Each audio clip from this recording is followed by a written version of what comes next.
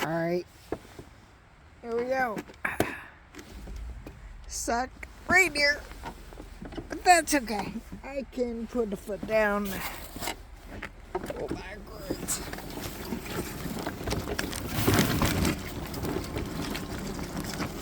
Here we go. See, it's bad there. It's a bad spot.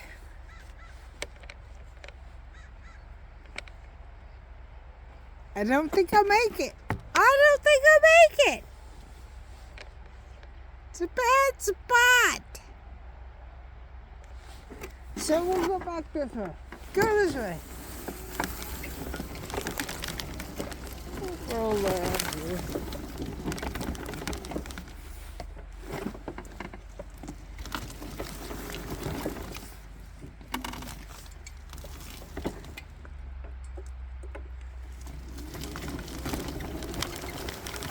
Go, go, go.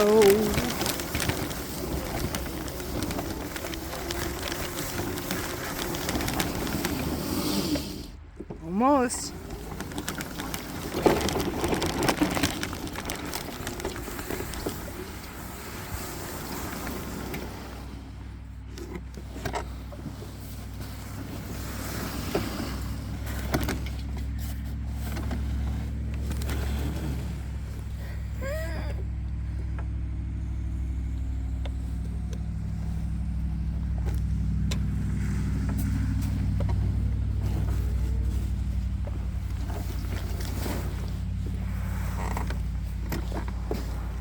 Oh, I'm in bad stuff.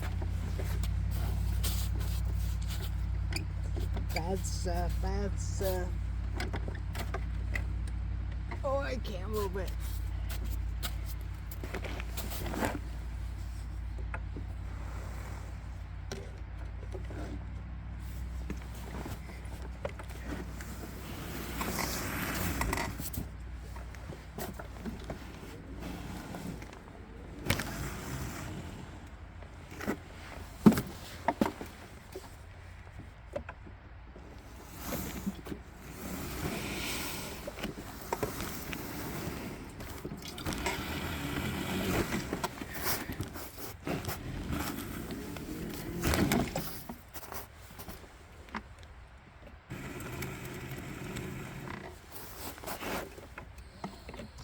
Hey.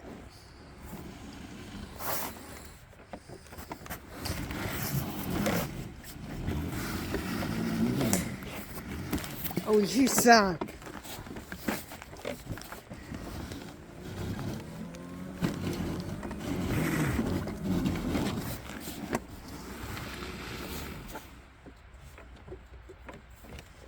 Watch.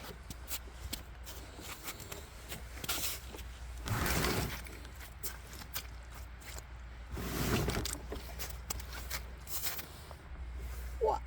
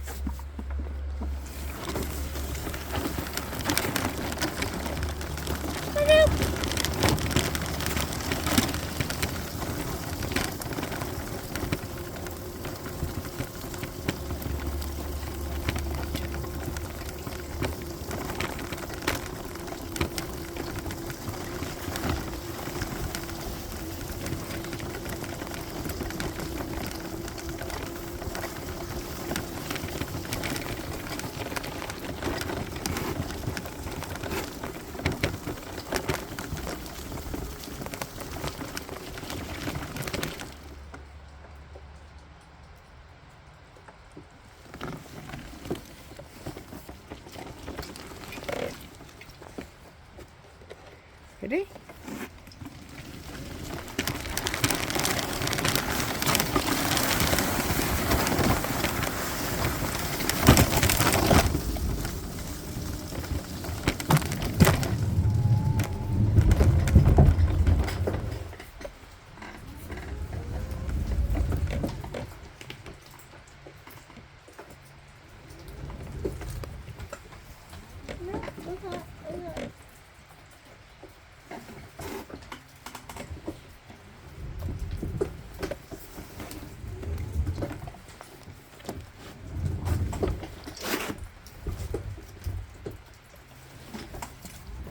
I cannot look at.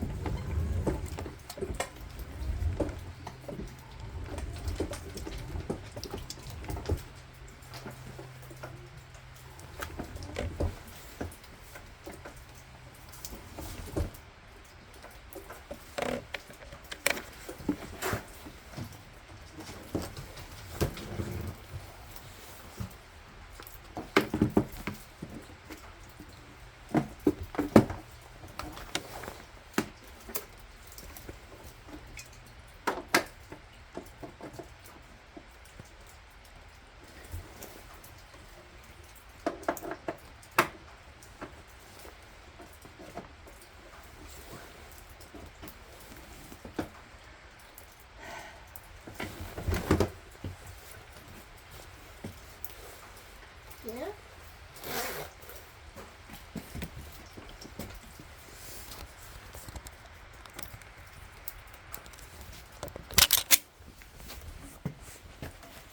Come on.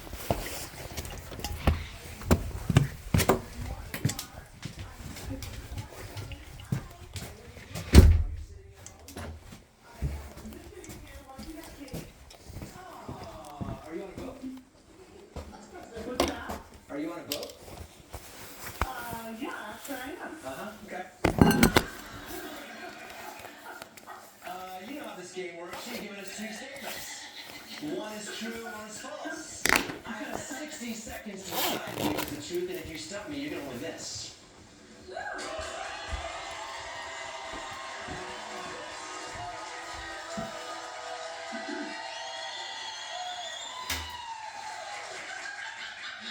Here are Kimberly's two statements. I am a professional pool player, or I live on a yacht. Ah. So let me take you psychologically, Kim, into this audience's mindset. She lives on a yacht. She shouldn't get to play for a trip. You know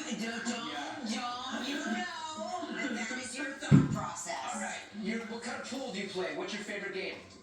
Probably 9-ball. 9-ball. What's the most? Give me a really famous pool player. Back in the day. Karen Core, Allison Fisher,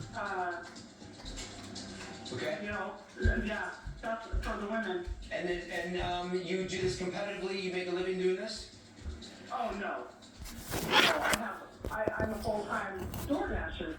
DoorDasher. Okay. Okay. But you've made money playing pool. Yes. All right.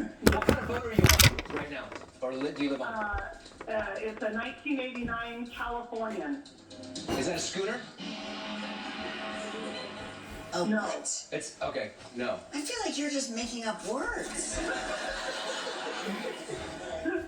All right. Yeah. You know what? I know Tacoma. I know Tacoma very well. I don't know Tacoma very well. But there is an inlet there. It's near the water. I could see you living on the water there. I could also see you hustling people for pool.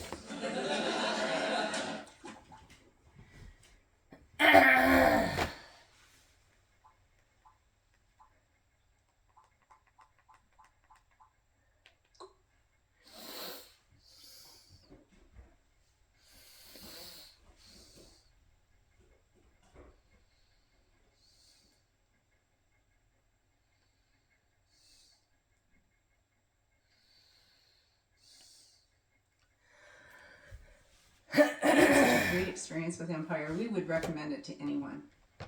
Real customers share their stories about Empire today. As a matter of fact, we already have. Customer service and the personal touch was really where it's at. The quality, too, is important to us, and the quality of the flooring was great. I mean, we've had people come in our home and say, wow, this... That was the moment I knew hip-hop was going to be huge. They brought more people to the genre. All this from 2 turntables and a microphone. Please welcome back to DBL DMC. We are better now. Yes. It will never stop being an honor to talk to you. So I got to ask you, hip hop is 50 years old. So did you honestly, and we can all hear Biggie's voice in our head, think that hip hop would make it this far? No, not really, because you got to understand something. The main intention at the time, once hip hop started making records and being able to record in the music business, the only motivation and intention was to get your record played on the hip hop station Friday and Saturday night. Yeah. If you do that, then you're legendary. But I remember once we started making these records and some good stuff started happening, I remember being in London and we was doing an interview, and the journalist asked Jam Master Jay, they asked Jay, did you ever think hip hop would be this big? And this is 84 and 85. And then Jay says yes, because it was so big when I first heard it. And then I realized when I heard Grandmaster Flash and the Furious 5, Cold Crush 4, Treacherous 3, Funky 4+1, I felt that. And then Jay felt that and Run felt that. Now we're doing what we were inspired by them. Now, if you look at the documentary, everybody from Ice Cube to Chuck D and Public Enemy and everybody in between, they felt what we were doing, and then that went on to the next generation and generation. But to answer the question, we didn't see it being a legitimate, respected form and genre in the music business. We just wanted to get one record played Friday and Saturday night. I think you did that. Yeah, you definitely did that. So how do you feel when you sit down and you reflect and look back at what Run DMC has accomplished? Well, I've never realized, Run used to always say this, everybody else got to experience what Run DMC was doing. We didn't, because we were the ones doing it. So when this documentary airs, when this Run DMC documentary comes out, I'm able to sit back and not look at myself and my accomplishment, but I'm able to partake in the experience of what Run DMC was able to represent and leave open for everybody else to experience. Run DMC helped break generational barriers, color barriers, especially when you released Walk This Way with Aerosmith. How did that collaboration even happen? Well, originally, here's the truth. Originally, don't tell nobody, we was going to steal their music. We was going to sample it and rhyme. The original version of the record was me and Run rhyming about how great we are over their music. Rick Rubin, one of the greatest producers in music, he suggested, hey, instead of doing the record over and just rhyming about y'all, do the record over exactly the way the band first originally recorded it. Me and Run was totally against it. Because if y'all remember, our first rock records was Rockbox and King of Rock. Rockbox was the first rap hip-hop video on MTV, 84. Then in 85, we did King of Rock. Once they convinced us to do that, Rick took it a step higher. Here's the beauty thing. Now, we could have did that record with just me and Run, the exact remake of Walk This Way. But Rick, he had an insight and a vision that would transform not only hip-hop and Run DMC, it would bring Aerosmith back and change music. He said, you're going to do that record over, but you're going to do it with them. Wow. So when people brought two generations together, it broke down that forced representation of the man-made thing we call a generation gap. Yep. The fact that we did it with them, you know what I'm saying? We did it, Yeah. We did it with them. So conceptually, Yep. image-wise, and visually, it had a deeper impact with people. Some things are just serendipitous, aren't Change they? the course Yeah. of music's history. 1000%. Wow. DMC, thank you so much for joining us. I wish we could talk to you forever. For sure. But here's the thing, DBL Nation, you can catch the premiere of Kings from Queens, the Run DMC story, February 1st on Peacock. And as we go to break, let's rock out to the Run DMC Classic. Thank you so much. Great to see you. Yeah. Yes. So,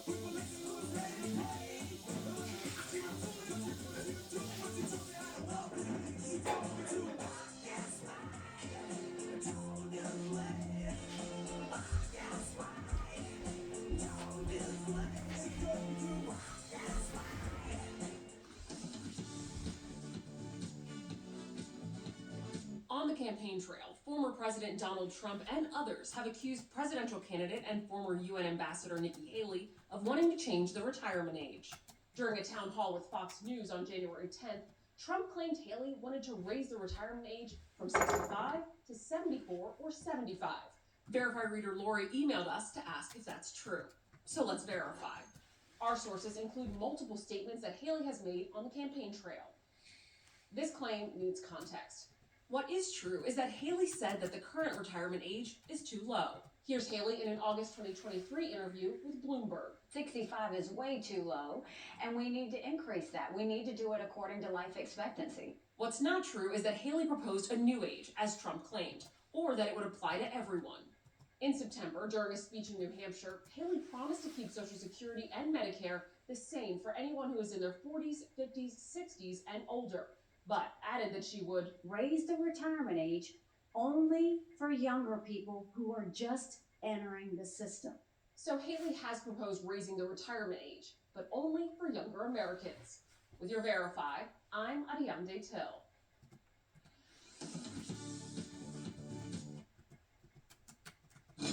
No living being should ever eat processed food for every single meal of their life.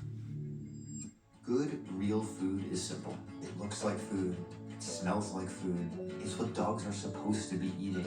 We really don't want people to think of feeding food like ours as spoiling their dogs. It's amazing to me how many people write in about their dogs changing for the better. The farmer's dog is just our way to help people take care of them.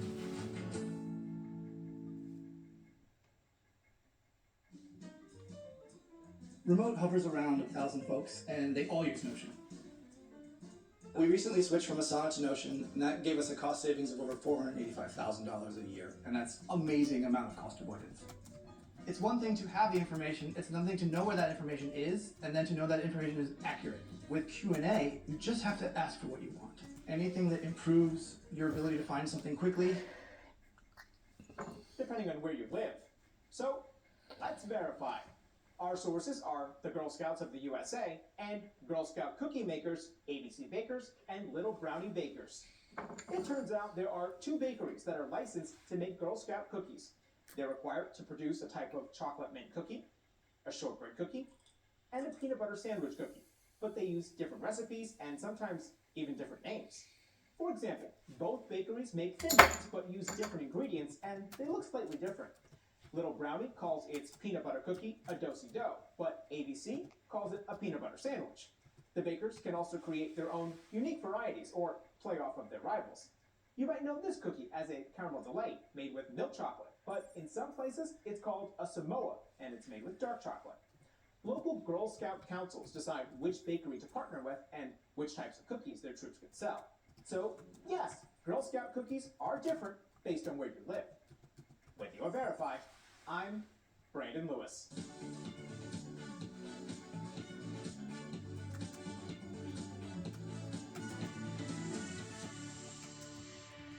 If you're leaving us, you can watch the second half of the show online. Watch on YouTube, dailybosslive.com, or our DBL mobile app. But if you get the second half of the show where you are, here is what's ahead. Friend of the show, comedian Jeff Dunham will be here live to tell us all about his new special. Plus, Justin Timberlake returns to SNL with new music. Are you a fan? And why is Britney Spears apologizing to JT now?